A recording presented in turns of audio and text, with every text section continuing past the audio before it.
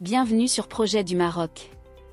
Aujourd'hui le 13 février 2025, nous allons parler d'un sujet qui mêle économie, infrastructure et stratégie industrielle.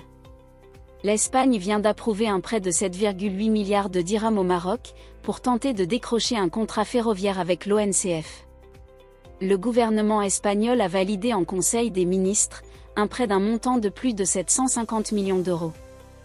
Il s'agit d'un financement à des conditions préférentielles définies par l'OCDE, destiné à l'acquisition de 40 trains interurbains.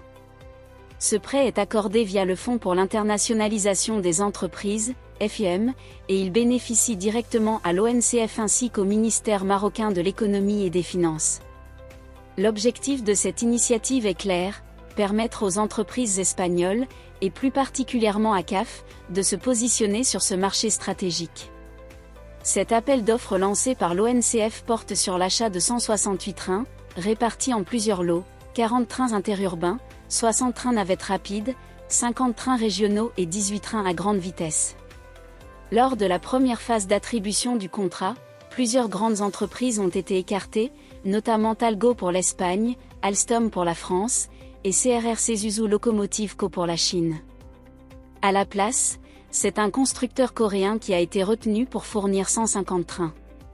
En ce qui concerne les 18 TGV, le constructeur français Alstom a été sélectionné comme soumissionnaire privilégié, une information confirmée lors de la visite d'Emmanuel Macron au Maroc. Cependant, Alstom ne participe plus aux 3 autres lots encore en jeu. Ce prêt espagnol soulève plusieurs questions. D'abord, est-il réellement avantageux pour le Maroc ? D'un côté, il facilite le financement du projet ferroviaire, mais d'un autre, il pourrait influencer la décision en faveur d'un constructeur espagnol. Ensuite, l'Espagne cherche-t-elle à rattraper son échec après l'attribution des autres contrats ? Ce soutien financier ressemble à une nouvelle tentative de s'imposer sur le marché ferroviaire marocain. Enfin, cette situation reflète une stratégie marocaine de diversification des partenariats, puisque le Royaume collabore avec des entreprises coréennes, françaises et potentiellement espagnoles pour moderniser son réseau ferroviaire.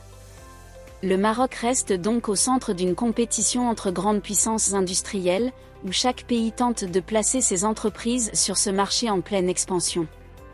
L'Espagne parviendra-t-elle à décrocher une part de ce contrat grâce à son prêt ? D'autres acteurs pourraient-ils encore rebattre les cartes ?